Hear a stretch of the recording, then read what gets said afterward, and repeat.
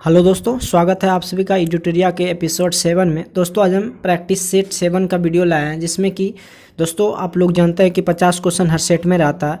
दोस्तों अगर पहले सेट से अगर 6 सेट तक आपने वीडियो नहीं देखे हैं तो दोस्तों वो वीडियो ज़रूर देख ले। दोस्तों चलिए दोस्तों शुरू करते हैं, अपना प्रैक्टिस 7 की ओर बढ़ते हैं।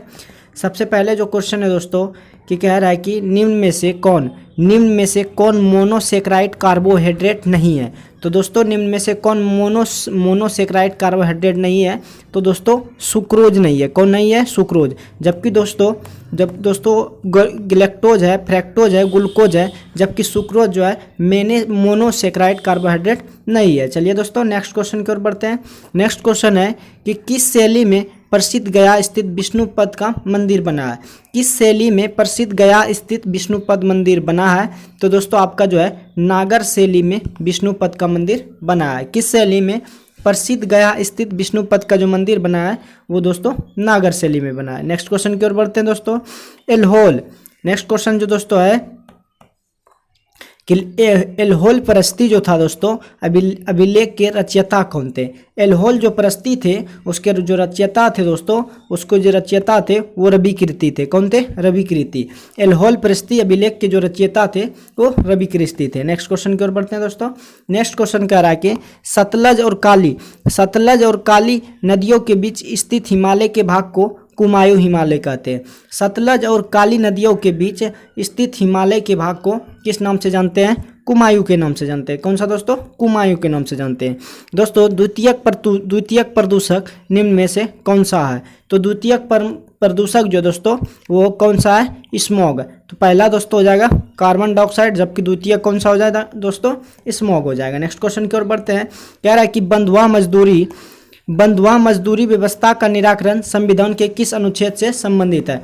तो बंधुआ मजदूरी व्यवस्था का जो निराकरण है वो संविधान के अनुच्छेद 23 से संबंधित है। बंधुआ मजदूरी व्यवस्था का निराकरण संविधान के किस अनुच्छेद से संबंधित है? तो अनुच्छेद 23 से संबंधित है। नेक्स्ट क्वेश्चन की ओर बढ़ लेते हैं दोस्तों। विद्युत धारिता जो होता है वो किसका मात्रक होता है? विद्युत धारिता यानी कि इलेक्ट्रिक कैपेसिटर जो मात्रक होता है दोस्तों फैराडे का होता है। दोस्तों विद्युत धारिता किसका मात्रक होता है? विद्युत धारिता का मात्रक क्या होता है दोस्तों? फैराडे होता है। जबकि विद्युत धारा का एम्पियर होता है। विद्युत धारा का एम्पियर होता है दोस्तों। कूलम होता है आवेश का मात्रक। दोस्तों नेक्स्ट क्वेश्चन की ओर बढ़ते हैं। यूरेनियम के रेडियोधर्मी विघटन का अंतिम उत्पाद कौन सा है? तो दोस्तों आप लोग आंसर दीजिएगा कमेंट में कि यूरेनियम के रेडियोधर्मी विघटन का जो अंतिम उत्पाद है वो क्या है दोस्तों? सीसा है। क्या है? यूरेनियम के रेडियोधर्मी विघटन का जो अंतिम उत्पाद है वो क्या है दोस्तों? सीसा है। नेक्स्ट क्वेश्चन की ओर बढ़ते हैं दोस्तों। नेक्स्ट क्वेश्चन कह रहा है कि भारत में बाघ परियोजना की शुरुआत कब हुई थी? तो दोस्तों भारत में जो थी बाघ की परियोजना 1973 में हुई थी। कब हुई थी दोस्तों? भारत में बाघ परियोजना की जो शुरुआत हुई थी वो 1973 ईस्वी में शुरू हुई थी। नेक्स्ट क्वेश्चन की ओर बढ़ते हैं दोस्तों। कह रहा है कि भारत में बाघ परियोजना की शुरुआत तो दोस्तों 1973 में हुआ था। नेक्स्ट क्वेश्चन है कि निम्न में से कौन युग सुमेलित है? तो दोस्तों वाडिवास का जो युद्ध हुआ था फ्रांसीसी विरुद्ध ईस्ट इंडिया कंपनी के द्वारा, फ्रांसीसी विरुद्ध ईस्ट इंडिया यानी कि इंडिया ईस्ट कंपनी और फ्रांसीसी के विरुद्ध हुआ था। कौन सा? वाडिवास का युद्ध। दोस्तों जलियांवाला आपको याद होगा कि 1919 में हुआ था। डलहौजी के विरुद्ध मराठे और डलहौजी और बक्सर का भी युद्ध हुआ था। नेक्स्ट क्वेश्चन की ओर बढ़ते हैं। कह रहा है पांडिचेरी की संधि किनके बीच हुई थी? तो पांडिचेरी की जो संधि हुई थी वो अंग्रेज और फ्रांसीसी के बीच हुई थी। पांडिचेरी की जो संधि हुई थी किनके बीच हुई थी? अंग्रेज व फ्रांसीसी के बीच। कौन सा संधि हुई थी? पांडिचेरी की संधि। नेक्स्ट क्वेश्चन की ओर बढ़ते हैं दोस्तों। द इकोनॉमिक हिस्ट्री नामक इंडिया में धन के निष्कासन के सिद्धांत की व्यवस्था की गई इन पुस्तक के लेखक कौन है? तो आपका ऑप्शन हो जाएगा the economic history of India की धन के निष्कासन के सिद्धांत की व्यवस्था की गई है। इस पुस्तक के जो लेखक है वो रमेश चंद्र दत्त है। क्या दोस्तों? रमेश चंद्र दत्त। दोस्तों नेक्स्ट क्वेश्चन की ओर बढ़ते हैं। दूध निम्न में से किसका उदाहरण है? तो दूध किसका उदाहरण निम्न में से? विलियन का, फैन का, वायुवियल का? तो दोस्तों जो है दूध है वो पायस का उदाहरण। दूध किसका उदाहरण है? पायस का उदाहरण है। सुपीरियर, सुपीरियर झील किन दो देशों के बीच स्थित है? तो सुपीरियर झील दोस्तों कनाडा, अमेरिका और कनाडा के बीच कौन सा झील स्थित है? तो अमेरिका और कनाडा के बीच सुपीरियर झील उपस्थित है। अमेरिका और कनाडा के बीच कौन सा झील स्थित है? अमेरिका और कनाडा के बीच जो स्थित है दोस्तों वो सुपीरियर झील। आप लोग फिर से एक बार रिवाइज कीजिएगा, अमेरिका और कनाडा के बीच जो है कौन सा झील स्थित है? तो सुपीरियर झील स्थित है। नेक्स्ट क्वेश्चन की ओर बढ़ते हैं। नेक्स्ट क्वेश्चन की ओर बढ़ते हैं दोस्तों, कह रहा है जीडीपी का आंकड़ा कौन जारी करता है? जीडीपी का आंकड़ा जो करता है कौन जारी करता है? NSSO। दोस्तों नेक्स्ट क्वेश्चन की ओर बढ़ते हैं कि इनमें से कौन सा पौधा नाइट्रोजन स्थिरीकरण में सहायक नहीं है? तो दोस्तों धान की जो फसल है इनमें से कौन सा पौधा नाइट्रोजन स्थिरीकरण में सहायक नहीं है? तो वो दोस्तों कौन सा है? धान। नेक्स्ट क्वेश्चन की ओर बढ़ते हैं दोस्तों, कह रहा है कि ट्राइसेम योजना निम्न में से किससे संबंधित है? तो ट्राइसोम जो योजना संबंधित है वो ग्रामीण विकास से है। ट्राइसोम योजना निम्न में से किससे संबंधित है? तो दोस्तों वो ग्रामीण विकास से संबंधित कौन सा योजना है? ट्राइसेम। ग्रामीण जो विकास है किस योजना से संबंधित है? तो वो दोस्तों ट्राइसेम योजना से संबंधित है। नेक्स्ट क्वेश्चन की ओर बढ़ लेते हैं। निम्न में से कौन सा देश बाल्टिक देश नहीं है? तो निम्न में से कौन सा देश बाल्टिक देश नहीं है? बेलारूस बाल्टिक देश नहीं है, जबकि एस्टोनिया, लातविया, लिथुआनिया ये सब कौन सा देश है? बाल्टिक देश है। जबकि दोस्तों बेलारूस ये बाल्टिक देश नहीं है। नेक्स्ट क्वेश्चन की ओर बढ़ते हैं। आधुनिक भारत का प्रथम राष्ट्रवादी कवि किसे कहा जाता है? आधुनिक भारत का प्रथम राष्ट्रवादी कवि किसे कहा जाता है? तो हेनरी बिबियन डेरोजियो को आधुनिक भारत का राष्ट्रवादी कवि कहा जाता है। किसको दोस्तों? हेनरी बिबियन डेरोजियो को। नेक्स्ट क्वेश्चन की ओर बढ़ते हैं दोस्तों। नेक्स्ट क्वेश्चन कह रहा है कि कौन सा व्यक्ति तीनों गोलमेज सम्मेलन में उपस्थित नहीं थे? तो मोहम्मद अली जिन्ना जो थे वो तीनों गोलमेज सम्मेलन में उपस्थित नहीं था। कौन व्यक्ति थे जो तीनों गोलमेज सम्मेलन में उपस्थित नहीं थे? तो मोहम्मद अली जिन्ना जो थे वो नहीं थे, जबकि भीमराव अम्बेडकर जी थे, तेग बहादुर था, आगा खान था, जबकि मोहम्मद अली जिन्ना नहीं थे दोस्तों। नेक्स्ट क्वेश्चन की ओर बढ़ते हैं दोस्तों। निम्न में से कौन सा विषय समवर्ती सूची के अंतर्गत नहीं आता? तो समवर्ती सूची के अंतर्गत दोस्तों पंचायती राज नहीं आता है, जबकि शिक्षा, वन, परिवार नियोजन ये समवर्ती सूची के अंतर्गत आता है, जबकि पंचायती राज दोस्तों समवर्ती सूची के अंतर्गत नहीं आता है। नेक्स्ट क्वेश्चन की ओर बढ़ते हैं दोस्तों कि जल में वायु का बुलबुला किसकी भांति व्यवहार करता है? तो दोस्तों जल में जो वायु का बुलबुला होता है वो अवतल लेंस की तरह व्यवहार करता है। जल में वायु का जो बुलबुला होता है किसकी भांति व्यवहार करता है? तो अवतल लेंस की तरह व्यवहार करता है। नेक्स्ट क्वेश्चन की ओर बढ़ते हैं दोस्तों। नेक्स्ट क्वेश्चन कह रहा है कि निम्न में से कौन सुमेलित नहीं है? तो दोस्तों पागलपंथी विद्रोह जो हुआ था वो मजमून शाह व चिराग अली शाह के बीच नहीं हुआ था, जबकि कोल विद्रोह बुद्धो भगत के बीच हुआ था, रामोसी विद्रोह चितर सिंह के बीच हुआ था, और संथाल विद्रोह जो था वो सिद्धू और कानू के बीच में हुआ था। दोस्तों आपको याद कर रखना होगा कि पागलपंथी विद्रोह जो था वो मजमून शाह व चिराग अली शाह के बीच नहीं हुआ था। नेक्स्ट क्वेश्चन की ओर चलते हैं दोस्तों। नेक्स्ट क्वेश्चन आपकी स्क्रीन पर, आप लोग कमेंट में आंसर दीजिएगा कि निम्नलिखित युद्ध को कालक्रम के अनुसार व्यवस्थित करें। दोस्तों सबसे पहला कर्नाटक युद्ध हुआ था, उसके बाद बेदरा का युद्ध हुआ, उसके बाद बाडेवास का युद्ध हुआ, उसके बाद प्रथम औग्ल मराठा युद्ध हुआ था। निम्नलिखित युद्ध को कालक्रमों के अनुसार व्यवस्थित करें। तो सबसे पहले कर्नाटक युद्ध हुआ, उसके बाद बेदरा का युद्ध हुआ, उसके बाद बाडेवास का युद्ध, उसके बाद दोस्तों प्रथम औग्ल मैसूर युद्ध हुआ था। दोस्तों नेक्स्ट क्वेश्चन की ओर बढ़ते हैं। कह रहा है कि किस बोध संगीति के दौरान अधिधम पिटक की रचना की गई है? किस बोध संगीति के दौरान अधिधम पिटक की रचना की गई है? तृतीय बोध संगीति में अधिधम पिटक की रचना की गई है, तो जो कि दोस्तों अशोक के शासनकाल में दोस्तों हुआ था। अशोक के शासनकाल में तृतीय बोध संगीति हुआ था, और दोस्तों अधिधम पिटक की रचना भी तृतीय बोध संगीति में किया गया है। नेक्स्ट क्वेश्चन की ओर बढ़ते हैं दोस्तों। निम्नलिखित घटना का सही कालक्रम क्या है? तो सबसे पहले दोस्तों अगस्त प्रस्ताव हुआ था, उसके बाद व्यक्तिगत सत्याग्रह हुआ था, उसके बाद क्रिप्स मिशन हुआ था दोस्तों, उसके बाद भारत छोड़ो आंदोलन हुआ था। आपको याद रखना होगा निम्नलिखित घटनाओं का सही क्रम कौन सा है। तो सबसे पहले दोस्तों अगस्त प्रस्ताव हुआ था, उसके बाद व्यक्तिगत सत्याग्रह हुआ, उसके बाद क्रिप्स मिशन, उसके बाद दोस्तों भारत छोड़ो आंदोलन। तो नेक्स्ट क्वेश्चन की ओर बढ़ते हैं दोस्तों। नेक्स्ट क्वेश्चन आपके स्क्रीन पर कह रहा है कि निम्नलिखित में कौन सा नदी विषुवत रेखा को 2 बार काटती है। तो निम्नलिखित में कौन सा नदी विषुवत रेखा को 2 बार काटती है। तो वो कौन सा नदी है दोस्तों? कांगो नदी है। कौन सा नदी है? कांगो। वो कौन सा नदी है जो कि विषुवत रेखा को 2 बार काटती है? तो वो दोस्तों कांगो नदी है। कांगो नदी विषुवत रेखा को 2 बार काटती है। नेक्स्ट क्वेश्चन की कार्टाजेना प्रोटोकॉल का संबंध किससे है? तो कार्टाजेना का जो प्रोटोकॉल का संबंध है दोस्तों वो जैव सुरक्षा से है। कार्टाजेना प्रोटोकॉल का जो संबंध है वो जैव सुरक्षा से है।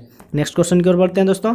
नेक्स्ट क्वेश्चन आपके स्क्रीन पर कह रहा है कि चश्मे के लेंस किस कांच से बनाए जाते हैं। तो दोस्तों चश्मे का जो लेंस होता है वो कुक्स कांच से बनाया जाता है। चश्मे का लेंस किस कांच से बनाए जाते हैं? तो कुछ कांच से बनाया जाता है। निम्नलिखित में नेक्स्ट क्वेश्चन दोस्तों, निम्नलिखित नगरों में कौन एक नगर का संबंध महावीर से नहीं हुई है? निम्नलिखित नगरों में किस एक नगर का संबंध महावीर से नहीं है? तो दोस्तों लुम्बिनी जो था वो महावीर से संबंध नहीं है।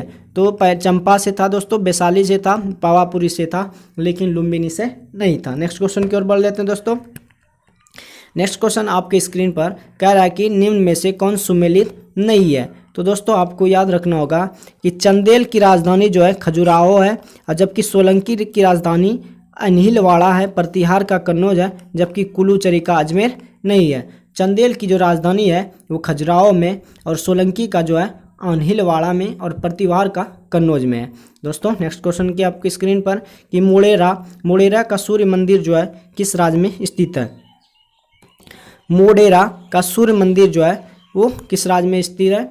वो दोस्तों गुजरात में। कौन सा है दोस्तों? आपको याद रखना होगा कोणार्क मंदिर, सूर्य मंदिर जो है कोणार्क में है। कहाँ पे है? कोणार्क में है। मोढेरा का सूर्य मंदिर जो है दोस्तों वो गुजरात में है। निम्नलिखित में कौन सही सुमेलित नहीं है? तो अकबर द्वारा जजिया कर की समाप्ति 1564 में लगाया गया, ये सही है। दीन दलाई 1582 में लगाया होगा, लेकिन महजरनामा 1578 में नहीं लगाया गया था। तीर्थकर की यात्री जो था, तीर्थ यात्री कर 1563 में समाप्त किया गया था। तो अकबर द्वारा जो जजिया कर की समाप्ति हुआ था 1564 ईस्वी में। अकबर द्वारा जजिया कर की जो समाप्ति हुआ था 1564 में हुआ था, और दीन दलाई जो हुआ था दोस्तों वो 1582 में हुआ था, और तीर्थ यात्रा कर जो था वो 1563 में समाप्त हुआ था, लेकिन महजरनामा 1578 ईस्वी में नहीं हुआ था। नेक्स्ट क्वेश्चन की ओर बढ़ते हैं दोस्तों। नेक्स्ट क्वेश्चन आपकी स्क्रीन पर नेक्स्ट क्वेश्चन कह रहा है दोस्तों कि मनसबदारी व्यवस्था में 2 अस्पा सिंह अस्पा का प्रचलन किसने किया था? तो जहांगीर ने किया था। मनसबदारी व्यवस्था में 2 अस्पा सिंह यानी कि अस्पा का प्रचलन किसने किया था? तो जहांगीर ने किया था। आपका डी नंबर राइट आंसर हो जाएगा।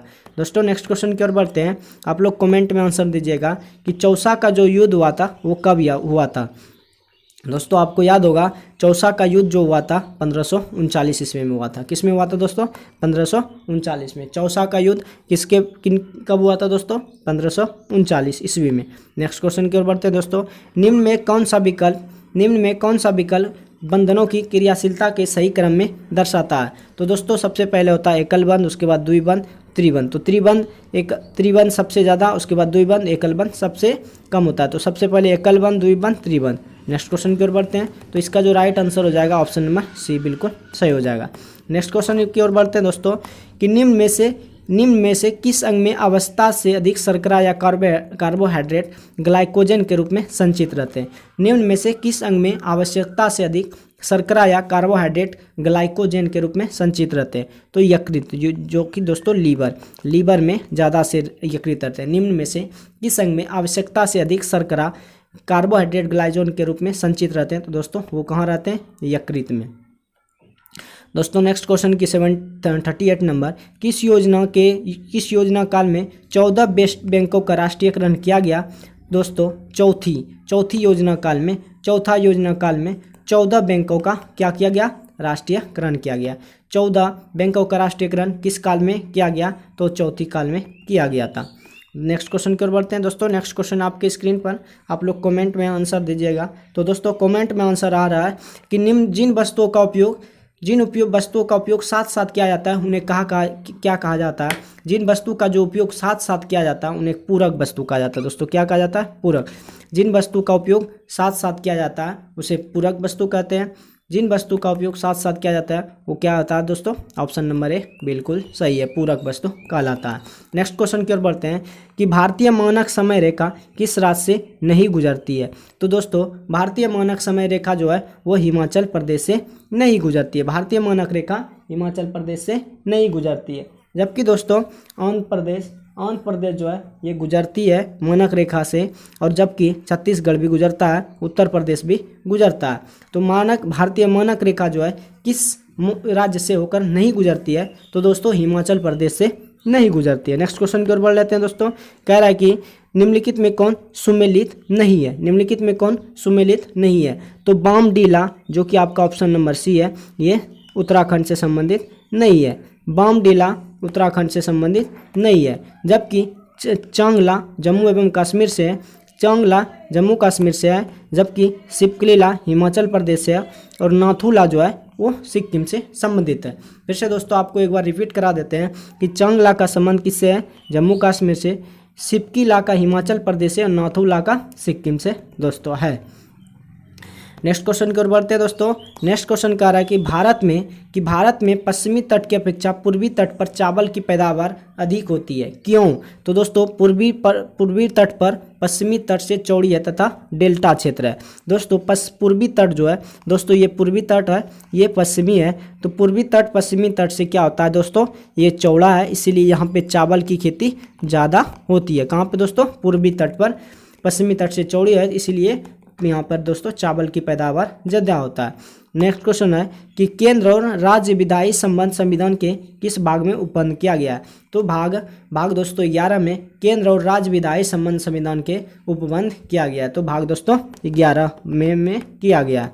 नेक्स्ट क्वेश्चन की ओर बढ़ लेते हैं। नेक्स्ट क्वेश्चन आपके स्क्रीन पर, आप लोग आंसर दीजिएगा दोस्तों। कह रहा है कि राष्ट्रपति पर महाभियोग की प्रक्रिया प्रारंभ करने के लिए कितने सदस्यों का हस्ताक्षर होना चाहिए? तो राष्ट्रपति पर जो महाभियोग जो कि आर्टिकल 61 के तहत लगता है दोस्तों, महाभियोग की प्रक्रिया आर्टिकल 61 के तहत लगता है। और जब भी कोई यानी कि राष्ट्रपति को हटाया, कोई भी व्यक्ति को हटाया जाता है, उसको 14 दिन पहले सूचना दिया जाता है कि आप कोई भी काम सही ढंग से नहीं कर रहे हैं, आप उसको महाभियोग की क्रिया से आप उसको हटा सकते हैं। उसके लिए उसको 14 दिन पहले सूचित किया जाता है।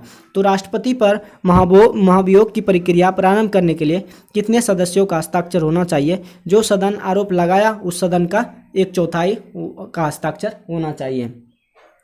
नेक्स्ट क्वेश्चन है दोस्तों। नेक्स्ट क्वेश्चन आपके स्क्रीन पर, निम्न में से किस परिस्थिति में किसी संसद की संसदिया समाप्त हो जाती है? दोस्तों यदि संसद बिना अनुमति के अगर 60 दिन अब्सेंट आ जाता है तो उसको भी हम निरस्त कर सकते हैं, यानी कि सदस्य उसका समाप्त कर सकते हैं। यदि उसे सदन द्वारा निष्कासित, अगर किसी काम में उसको गलत पकड़ा जाता है तो सदन अगर निष्कासित करता है तो उसको निर्वाचन सदस्यता समाप्त हो जाती है। यदि न्यायालय उस चुनाव को अमान्य कर शून्य करार देता है तो भी दोस्तों उसका सदस्यता समाप्त हो जाती है। तो इन सभी स्थिति में किसी भी संसद सदस्य की सदस्यता समाप्त हो जाती है। नेक्स्ट क्वेश्चन की ओर बढ़ते हैं दोस्तों कि भारत के राष्ट्रपति को हटाया जा सकता है। तो भारत के राष्ट्रपति को हटाया जाता है तो भारत के संसद द्वारा। भारतीय राष्ट्रपति को हटाया जाता है किसके द्वारा? भारत के संसद द्वारा। नेक्स्ट क्वेश्चन की ओर बढ़ते हैं दोस्तों। नेक्स्ट क्वेश्चन आपके स्क्रीन पर, किस अनुच्छेद के अंतर्गत राज्य निर्वाचन आयोग का प्रावधान किया गया?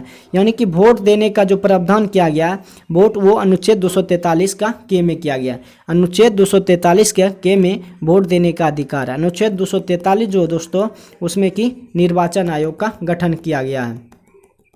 नेक्स्ट क्वेश्चन की ओर बढ़ते हैं दोस्तों। नेक्स्ट क्वेश्चन कह रहा है कि किस संविधान संशोधन में पिछड़े वर्ग संबंधी आयोग का प्रावधान किया गया?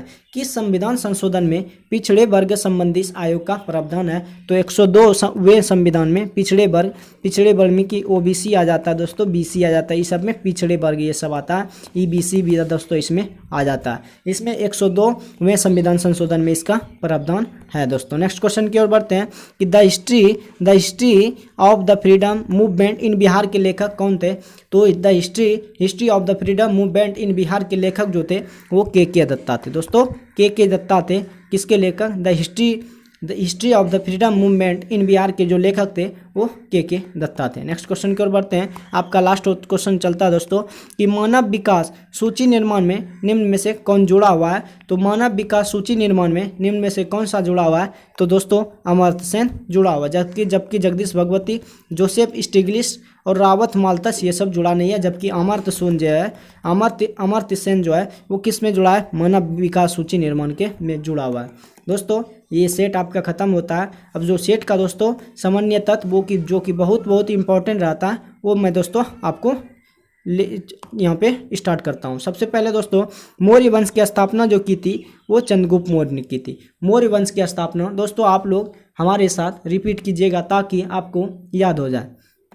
दोस्तों मौर्य वंश की जो स्थापना की गया चंद्रगुप्त मौर्य के द्वारा किया गया। मौर्य वंश की स्थापना किसके द्वारा किया गया? चंद्रगुप्त मौर्य के द्वारा किया गया। और जस्टिन ने चंद्रगुप्त मौर्य को सेंड्रोकोटस कहा गया है। जस्टिन ने किसने चंद्रगुप्त मौर्य को सेंड्रोकोटस कहा? तो जस्टिन एक ऐसा था व्यक्ति, उसने चंद्रगुप्त मौर्य को क्या कहा? सेंड्रोकोटस का। और मुद्रा राक्षस में चंद्रगुप्त मौर्य के लिए विशाल शब्द का प्रयोग किया गया। मुद्रा राक्षस जिसके लेखक जो था मुद्रा राक्षस का विशाख दत्त था। मुद्रा राक्षस का जो लेखक था वो विशाख दत्त था। मुद्रा राक्षस जो पुस्तक था उनके लेखक कौन थे दोस्तों? वो विशाख दत्त था। और चाणक्य जो था दोस्तों चंद्रगुप्त मौर्य का प्रधानमंत्री था। चाणक्य जो था दोस्तों वो चंद्रगुप्त मौर्य का प्रधानमंत्री था। चाणक्य जो था वो चंद्रगुप्त मौर्य का प्रधानमंत्री था। नेक्स्ट क्वेश्चन है कि चाणक्य द्वारा लिखित अर्थशास्त्र पुस्तक का संबंध किससे है। दोस्तों आपको याद होगा कि अर्थशास्त्र का जो होता है वो इकोनॉमिक्स से होता है, लेकिन चाणक्य जो लिखा वो किससे था? राजनीति से था। किससे था दोस्तों? ये क्वेश्चन बहुत इंपॉर्टेंट है दोस्तों। आपको हमेशा इसमें कंफ्यूज होता है कि अर्थशास्त्र है तो उसका संबंध गणित से होना चाहिए था, लेकिन किससे है दोस्तों? राजनीति से।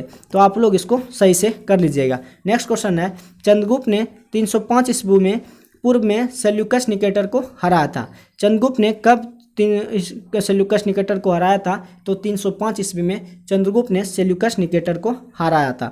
नेक्स्ट क्वेश्चन है कि सेल्यूकस निकेटर का जो राजदूत था मेगस्थनीज चंद्रगुप्त मौर्य के दरबार में आया था। सेल्यूकस निकेटर का जो राजदूत था मेगस्थनीज चंद्रगुप्त मौर्य के दरबार में आया था। और दोस्तों इंडिका पुस्तक की रचना जो है मेगस्थनीज द्वारा की गई। इंडिका पुस्तक की रचना जो है मेगस्थनीज द्वारा की गई। और चंद्रगुप्त मौर्य जो था जैन धर्म का अनुयायी था। चंद्रगुप्त मौर्य जो था वो जैन धर्म का अनुयायी था। इसने भद्रबाहु से जैन धर्म की शिक्षा ली थी। चंद्रगुप्त मौर्य जो था जैन धर्म का अनुयायी था तथा इसने भद्रबाहु से जैन धर्म की शिक्षा ली थी। नेक्स्ट क्वेश्चन दोस्तों कि नेक्स्ट क्वेश्चन आपको दोस्तों यहाँ पे कह रहा है कि चंद्रगुप्त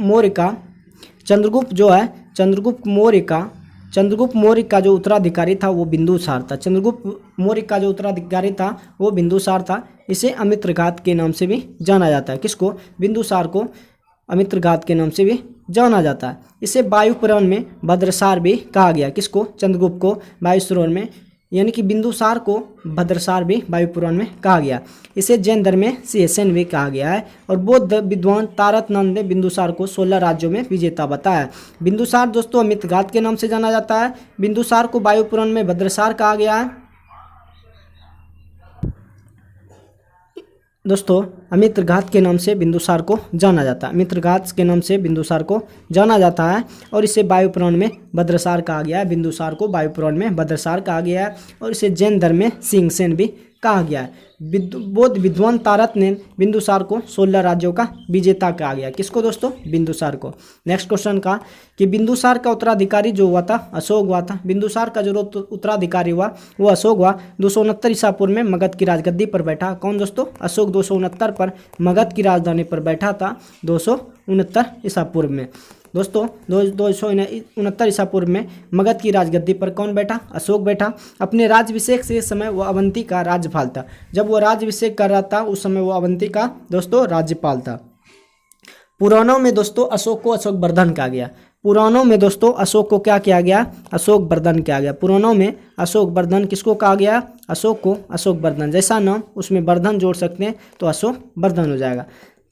मास्की तथा गुर्रा अभिलेख में इनका नाम जो है अशोक मिलता है। मास्की तथा गुर्रा अभिलेख में इनका नाम जो है अशोक मिलता है। और भाब्रू अभिलेख में अशोक ने स्वयं को मगध का सम्राट, भाब्रू दोस्तों अभिलेख है, उसमें अशोक ने स्वयं का सम्राट बताया है। दोस्तों अशोक अपने राज्याभिषेक के 10वें वर्ष बोध गया तथा 20वें वर्ष में लुम्बिनी की यात्रा की थी। अशोक अपने राज्याभिषेक के 10वें और तथा 20वें वर्ष लुम्बिनी की यात्रा की थी। नेक्स्ट क्वेश्चन है दोस्तों, किसने 261 ईसा पूर्व में कलिंग पर आक्रमण कर उसकी राजधानी तोसली पर अधिकार कर लिया था।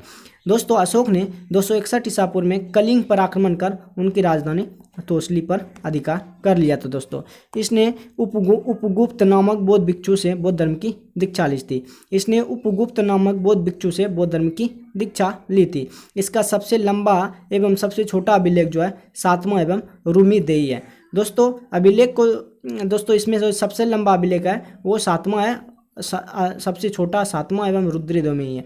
अशोक के समय मौर्य साम्राज्य में प्रांतों की संख्या 5 थी। अशोक के समय मौर्य साम्राज्य में प्रांतों की संख्या 5 थी। इन्होंने भारत में सर्वप्रथम शिलालेखों का प्रचलन किया दोस्तों, जिसने सामान्यतः ब्राह्मी, खरोष्टी, ग्रीक तथा अरमाइक लिपि का प्रयोग किया गया है। अशोक के पहले शिलालेख में पशु बलि की निंदा की गई है। दोस्तों अशोक के पहले शिलालेख में पशु बलि की निंदा की गई है। वही छठे अभिलेख में आत्मनियंत्रण की शिक्षा दी गई। छठे शिलालेख में आत्मनियंत्रण की शिक्षा दी गई है। और मौर्य वंश ने लगभग 137 वर्षों तक शासन किया था। कितना दोस्तों, मौर्य वंश ने 137 वर्षों तक शासन किया था। दोस्तों प्रैक्टिस यानी कि ट्यूटोरिया का एपिसोड 7 का दोस्तों वीडियो समाप्त होता है। दोस्तों अगर आपको वीडियो अच्छा लगे तो अपने दोस्तों के साथ शेयर जरूर कीजिएगा। तो दोस्तों आज के लिए बस इतना ही था। मिलते हैं किसी नेक्स्ट वीडियो में। जय हिंद दोस्तों।